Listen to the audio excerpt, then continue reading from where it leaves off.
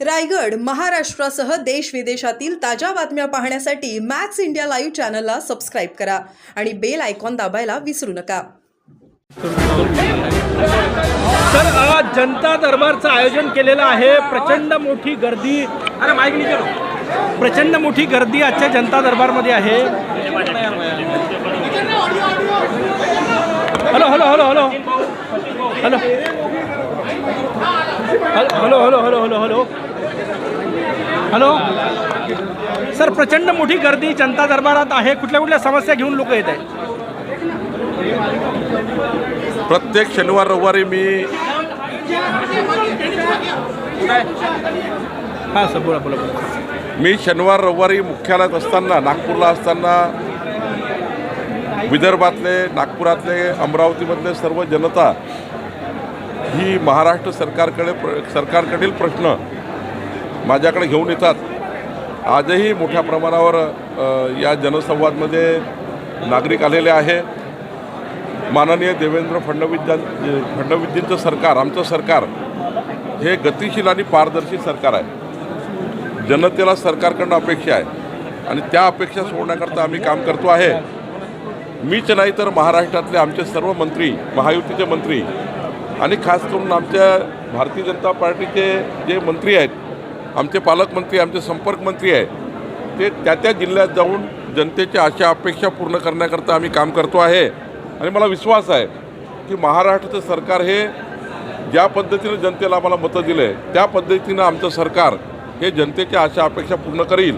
हे जे लोक आले आहेत त्यांची अपेक्षा आहे ते मी पूर्ण करण्याचा प्रयत्न करतो आहे। खासदार संजय देशमुख यांनी वणीमध्ये असे भाषणात बोलले की भाजपकडनं शिवसेना फोडण्यासाठी प्रचंड दबाव आणला जात आहे, अशा प्रकारचं वक्तव्य त्यांनी केलेलं आहे। यवतमाळचे खासदार संजय देशमुख की ठाकरे गटाची शिवसेना फोडण्यासाठी भाजपकडनं प्रचंड दबाव आणला जात आहे। आम्ही कधीही असा उन्मत्त काम करणार नाही। आम्ही कधी फोडाफोडीचं राजकारण कधीच केलं नाही। आमच्या भारतीय जनता पार्टीमध्ये ही पद्धती नाही आहे। विकसित महाराष्ट्राचा संकल्प माननीय देवेंद्रजींनी केला आहे, तो काही आम्ही अशा पद्धतीने महाराष्ट्र पुढे नेणार नाही आहोत। विकासाच्या मुद्द्यावर आम्ही महाराष्ट्र पुढे नेतो आहे। मोदीजींनी विकसित भारताचा संकल्प केला आणि या संकल्पाला साथ देण्याकरता आमच्याकडे अनेक लोक पक्षप्रवेश करतात। आम्ही कधीही कुणाला आमच्या पक्षात या, आमच्या पक्षामध्ये जबरदस्तीने त्या ठिकाणी आमच्याकडे काही स्पेस आहे म्हणून आम्हाला या ठिकाणी या असं कधी म्हणत नाही। आम्ही आमच्या कामावर, मोदीजींच्या कामावर, देवेंद्रजींच्या कामावर महाराष्ट्रामध्ये जनतेला वाटतं की भाजपाकडे गेलं पाहिजे, त्यामुळं लोक येत आहेत, आम्ही त्यांचं स्वागत करतो। एकनाथ शिंदेंनी काल काही आमदारांची बैठक घेतली, त्यामध्ये त्यांनी विधानसभानिहाय स्वतंत्र स्थानिक संस्थेच्या निवडणुकांची तयारी करायला सांगितलेलं आहे। कशा प्रकारे बघता आणि भाजपची कशा प्रकारे तयारी असणार आहे? एकनाथ शिंदेजी असतील, अजित पवारजी असतील, आम्ही असू, आपल्या पक्षाची चाचपणी केली पाहिजे आणि शेवटी आम्ही काय, तर आम्ही महायुतीमध्ये लढणार आहोत। आमची महायुती ही अत्यंत मजबूत आहे। त्यामुळं आपापला पक्ष वाढवणे, आपापल्या पक्षाला जिथे इथे स्पेस आहे ती स्पेस घेणे। जसं आम्ही आता 1,51,00,000 प्राथमिक सदस्य करतो आहे, 3 लाख कार्यकर्त्यांना आम्ही येणाऱ्या काळामध्ये सक्रिय करतो आहे। संघटनेमध्ये सक्रिय करणे आणि सरकारमधल्या योजना समाजापर्यंत पोहोचवण्याकरता सक्रिय कार्यकर्ते करणे। 3 लाख कार्यकर्त्यांना आम्ही सक्रिय मेंबरशिप करतो आहे या 2 महिन्यामध्ये। तर हे कशा करता आहे, शेवटी आमचा सर्वांचा, एकनाथजी असतील, अजितदादा असू, आम्ही असू, महाराष्ट्र सरकारचा सर्व योजना समाजापर्यंत जाण्याकरता आम्ही काम करतो। लढणार आहे का पण तिन्ही पक्ष सोबळावर? तुम्ही भाजप स्थानिक स्वराज्य, आम्ही महायुतीमध्ये जाणार आहोत। महायुतीमध्ये विधानसभा लढली, लोकसभा महायुतीत लढली आहे आणि पुढच्या स्थानिक स्वराज्य संस्थासुद्धा महायुतीमध्ये लढण्याचा। लाडक्या बहिणीबाबत तुम्ही जे वक्तव्य केलं काल, त्याचा नेमका अर्थ काय? सदस्य करून घ्यावा, काय अर्थ? नाही, आमच्या ज्या लाडक्या बहिणीची योजना आहे, काही लोकांनी प्रश्नचिन्ह उपस्थित केलं आहे की आमच्या लाडक्या बहिणीची योजना बंद होणार। मी आपल्याला जबाबदारी सांगतो आहे, शिवभोजन असो की लाडकी बहीण योजना असो की शेतकऱ्याची वीज बिल माफी असो, माननीय देवेंद्र फडणवीसजींनी स्पष्टपणे सांगितलं आहे या राज्यातली कुठली योजना बंद होणार नाही। हां, एक गोष्ट खरी आहे की व्याख्येत बसत नसणाऱ्या काही योजनेमध्ये काही लोकांनी हौदोस घालून त्या योजनेचा गैरफायदा घेतला आहे, त्याबद्दलची तपासणी सुरू आहे। आता व्याख्येत बसत नाही पण योजना घेतली ते कमी करावीच लागणार आणि ज्या व्याख्येत घेतलेल्या आहे त्यांना 100% आमचं सरकार तोपर्यंत योजना मिळणार आहे। म्हणजे नियमात असलेल्या प्रत्येक योजनेला आम्ही समोर जाणार आहे कुठलाही पैसा सरकारकडे कमी नाही आहे, त्या योजनेचा पैसा सरकारकडे आहे. आणि माननीय देवेंद्र फडणवीसजींचा जो एक या महाराष्ट्राचं वचन आहे की आमचं सरकार कोणती योजना बंद करणार नाही, हे निश्चित आहे. राहिला प्रश्न आमच्या लाडक्या बहिणी आणि आमचे शेतकरी यांना आम्ही आवाहन केलं आहे की मोदीजींनी विकसित भारताच्या संकल्पाला आणि देवेंद्रजींच्या विकसित महाराष्ट्राच्या संकल्पाला आपण सोबत या, आमच्यासोबत काम करा आणि महाराष्ट्राला पुढे नेऊया. या भूमिकेतनं आम्ही सोबत काम करायला तयार आहे.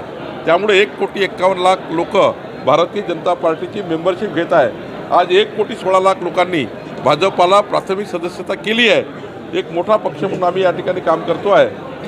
3 लक्ष सक्रिय सदस्य करणे आणि 1.5 कोटी प्राथमिक सदस्य करणे हे आमचा हेतू आहे. काल पुण्यामध्ये कार्यकर्त्यांना संबोधित करताना आपण मेपर्यंत निवडणुका होतील अशी मार्गदर्शन केल्याची चर्चा. मी असं म्हटलं आहे की सुप्रीम कोर्टमध्ये ओबीसी आरक्षणासंबंधाने ज्या बाबी होत्या त्या सरकारकडनं उत्तर आम्ही दिले आहेत.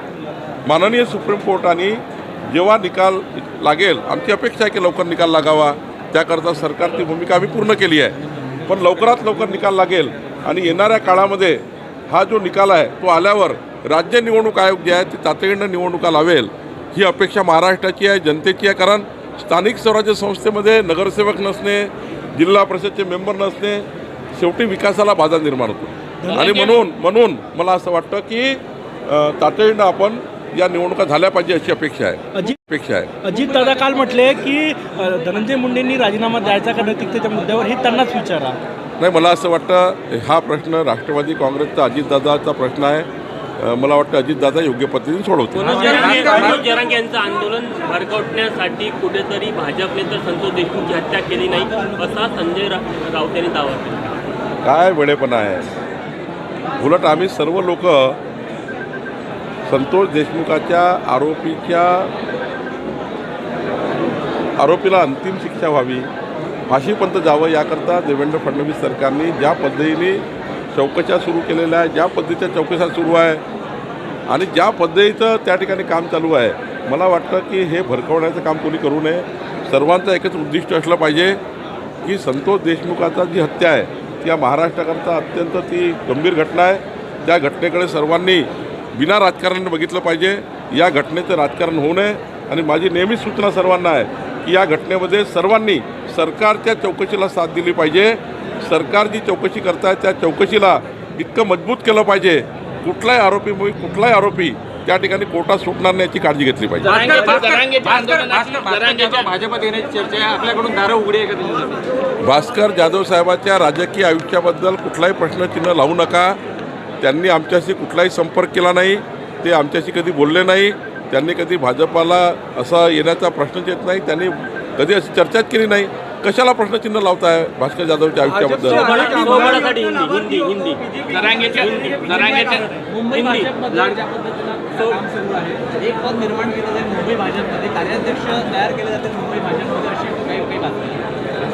नाही, असं काही नाही. अजून आमच्याकडे कार्यकारी अध्यक्ष आता रवी चव्हाणजी आहेत आणि आम्ही दोघंही म्हणून काम करतो. आंदोलनाची धार कमी करण्यासाठी सुरेश धसांना पुढे केलं जात आहे. तुम्ही सुरेश धसाबद्दल वारंवार सांगताय. मी कालच बोललो आहे, कालच त्या ठिकाणी स्पष्टीकरण दिलं आहे. वारंवार या प्रश्नात जायचं नाही तर राजकारण करू नका. हिंदी में बताना जानना चाहेंगे कि स्थानिक स्वराज्य संस्था में महानगर पालिका चुनाव को लेके भाजपा की क्या भूमिका रहने वाली है?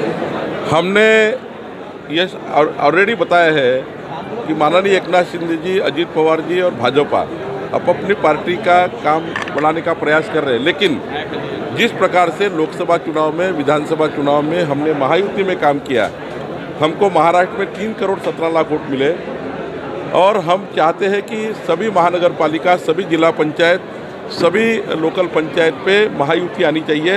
हम सब लोग महायुति पे ही जाएंगे और महायुति मजबूत करने का काम इस महाराष्ट्र में करेंगे. लाडकी बहन सदस्य के बारे में आपने एक स्टेटमेंट किया था कल, उसके बारे में क्या कहेंगे? मैंने अभी बता दिया. लाडकी बहन हिंदी लाडकी बहन लाभार्थियों को बीजेपी की सदस्यता देने के पीछे क्या कारण है?